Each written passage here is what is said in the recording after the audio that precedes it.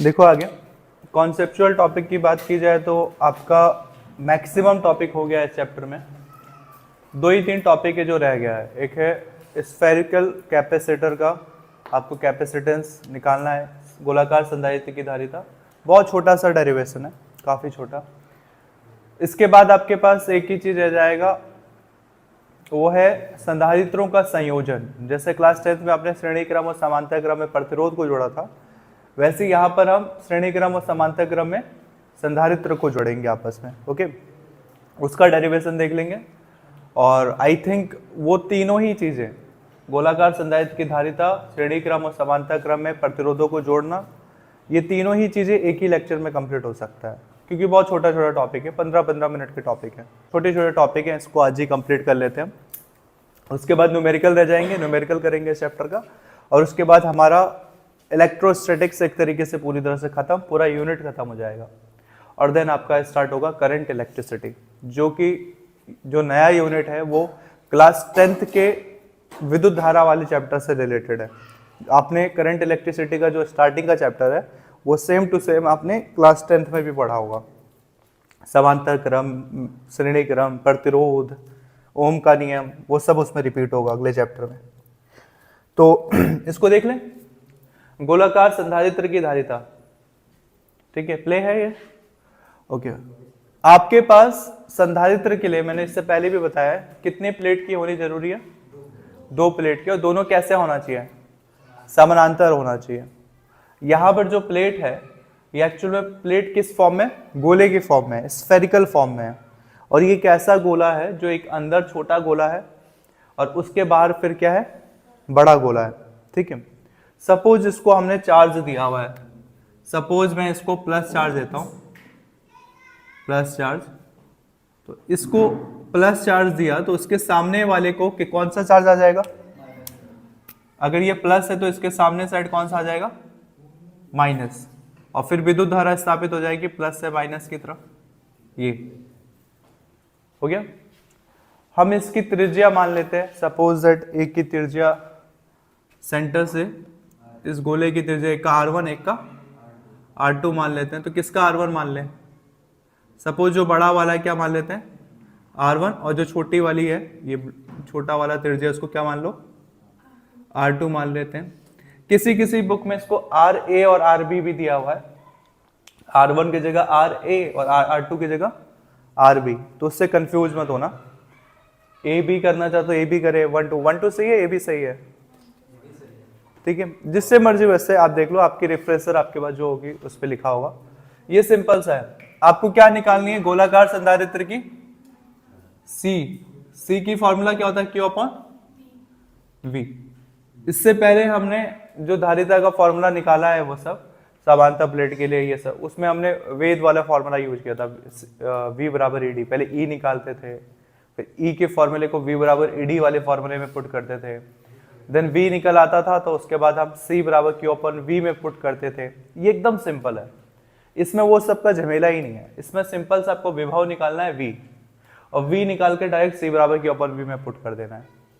ठीक है, गोलाकार संधारित्र का किसी गोले का विभव हम पहले भी निकाल चुके हैं, सिंपल 1/4πε0 Q/R। जो विभव का फॉर्मूला होता है वही किसी गोलाकार विभव का भी फॉर्मूला होगा।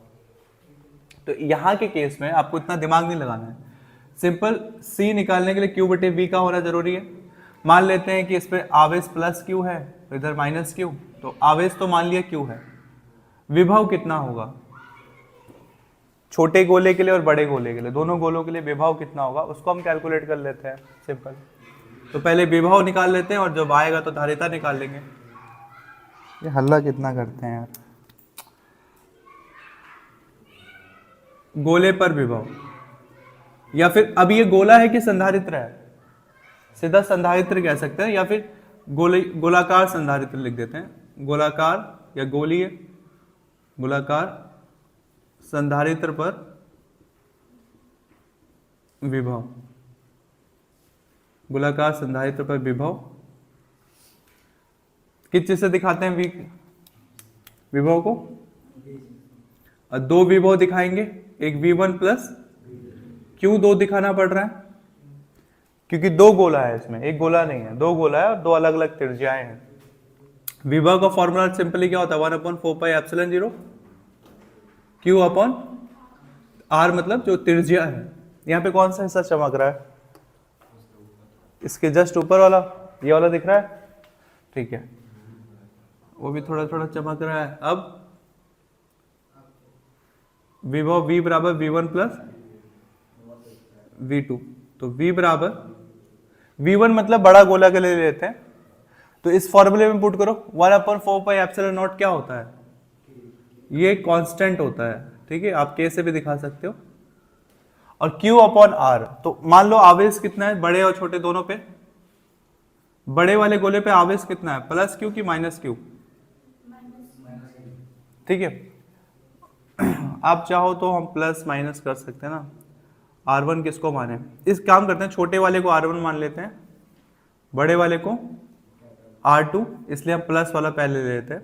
तो V1 मान लो कि हम प्लस वाले के लिए कर रहे थे, 1/4πε0, इस पर आवेश कितना है प्लस Q और बाहर वाले पे माइनस Q, तो 1/4πε0, Q की जगह प्लस Q, और त्रिज्या कितनी है छोटे वाले गोले की त्रिज्या R1 है ना, तो हमने इसको मान लिया कितना है R1, ये छोटे गोले का विभव आ गया। फिर दूसरे बड़े गोले का विभव देखो, 1/4πε0 तो कांस्टेंट है, इसकी वैल्यू तो चेंज नहीं होती है। बड़े वाले गोले पर आवेश कितना है माइनस Q, और बड़े गोले की त्रिज्या कितनी है R2, तो बस 1/4πε0 कितना है आवेश माइनस Q, और ये कितना हो जाएगा R2। ये माइनस को बाहर ला सकता हूं मैं, यहाँ पे इसको हटा दो यहाँ से, ये आ गया हमारा, कुछ कॉमन है दोनों में, पहली यूनिट और दूसरी क्वांटिटी में कुछ कॉमन, ऊपर Q भी तो कॉमन है, तो Q को बाहर ले लोगे तो Q बटे 4π, अंदर क्या बच गया -1/R2। चाहो तो इतना छोड़ो और चाहो तो इससे भी कैलकुलेट कर लो एक लाइन और लेकर के, Q अपन 4πε0, दोनों को अगर सेम बटे में लिखोगे, एलसीएम निकालोगे तो क्या हो जाएगा इसका R1, और फिर क्रॉस मल्टीप्लाई हो जाता है, जैसे कि 1/2 माइनस 1/8 सपोज मैं कर रहा हूँ, 1/9 कर देता हूँ सपोज, तो एलसीएम कैसे निकालोगे, 2 × 9 और फिर क्रॉस मल्टीप्लाई, 9 को इधर 2 को उधर, तो 9 को 2 के ऊपर और 2 को 9 के ऊपर, वैसे R1 R2 का गुणा कर दिया, R2 को किसके ऊपर R1 के ऊपर, और R1 को R2 के ऊपर, ये क्या है R1, अब बीच में कौन सा चुन R1, ठीक है। मैं चेक कर रहा था तुम्हारा ध्यान है कि नहीं है, सबका ध्यान है, तो V आ गया, V आ गया हमारा। अब सिंपल V की वैल्यू आ गई तो आप किस पे डाल सकते हैं, C बराबर Q अपॉन V, इसलिए छोटा सा डेरिवेशन है, इसलिए बोल रहा हूँ एक दिन में 3 डेरिवेशन हो सकते हैं। जो आज नहीं आया उसे लगेगा अरे यार चिटिंग हो गई मेरे साथ, आज मैं आई नहीं, अब एक एक दिन में 3 करवा दिया।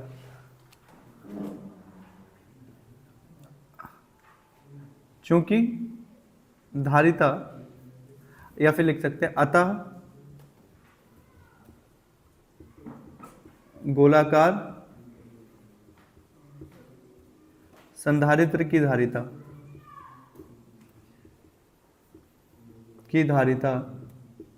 कितनी होती है, C बराबर Q अपॉन, इस मार्कर को यूज करने में डर ही लग रहा है, इसमें इतना इंक भरा है ना, हो सकता है अभी मैंने भरा है और सुबह उन्होंने भर दिया होगा, इसमें टपक रहा है और गलती से व्हाइट शर्ट पे गिर गया ना।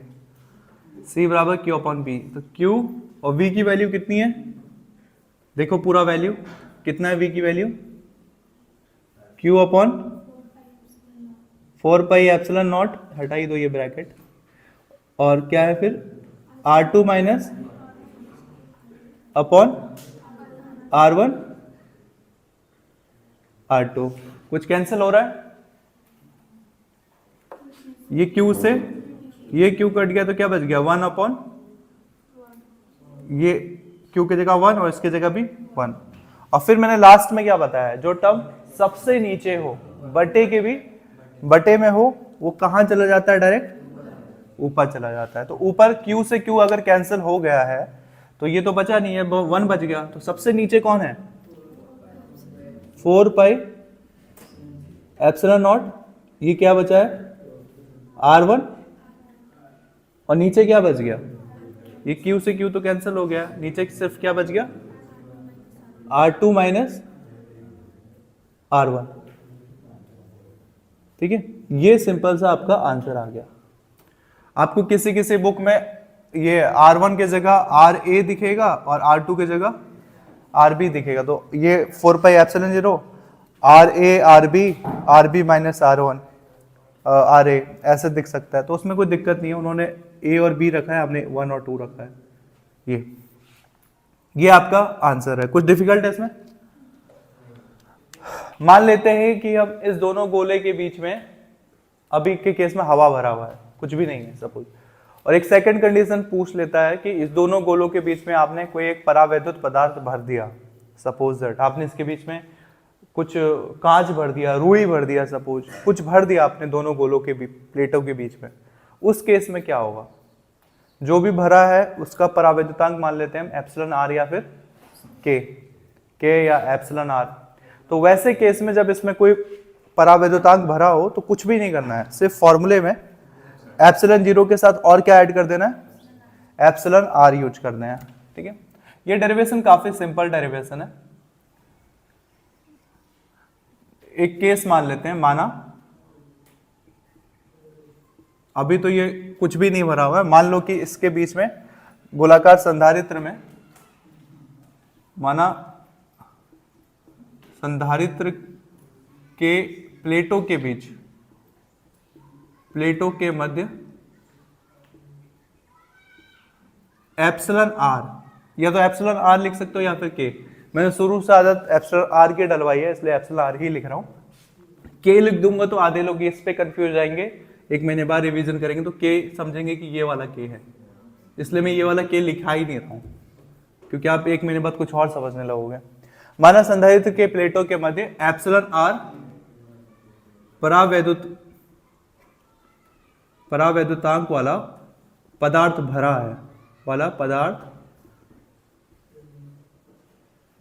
भरा है, इसलिए को हम कैसे दिखा सकते हैं, एक बिंदु ऊपर दो नीचे, इसलिए सिंपल सा फॉर्मूले में क्या ऐड कर देना है, C बराबर, फॉर्मूला एकदम एज इट इज उतारना है, 4 पाई एप्सिलॉन 0, ये कितना है R1 R2 upon R2 minus R1। देखो वही फॉर्मूला है same, 4 pi epsilon 0 R1 R2, बस एक्स्ट्रा क्या ऐड कर देना है आपको, बस इसके साथ ऐड कर दो आप एप्सिलॉन आर, बस इतना सा डिफरेंस आएगा। हमने ये नहीं कहा कि वो आंशिक रूप से भरा है और ऐसा, सिंपल हमने लगा कि भरा हुआ है, पूरा भरा है, ठूस ठूस के भर दिया तुमने। ठीक है, तब आपका ज्यादा ये होगा, है सिंपल सा। इसमें ना विद्युत क्षेत्र निकालना है ना कुछ, सीधा V से हम डायरेक्ट निकाल रहे हैं, कर लोगे? ठीक है, अगर आप इसको टाइम पे कर पाओ तो हम थोड़ा डेरिवेशन और निपटाएंगे, जल्दी से हो जाएगा। उसमें बस 10 मिनट एक्स्ट्रा ऐड करना है। क्या कह रहे हो? इसमें गोला बनाने में तुम कड़ा गुड़ा निकालो, जो करना है, चूड़ी कड़ा। हेडिंग लिख चुके हो? ठीक है, इस पे 2 लाइन लिखना होगा तो क्या लिखोगे? डायग्राम के बारे में क्या लिख सकते हो? यह माना गोलाकार संधारित्र है, माना गोलाकार संधारित्र है जिसकी त्रिज्या क्रमशः R1 व R2 है, जिस पर आवेश +Q व -Q, जो +Q व -Q आवेश से आवेशित है। सिंपल, बनाओ पहले डायग्राम।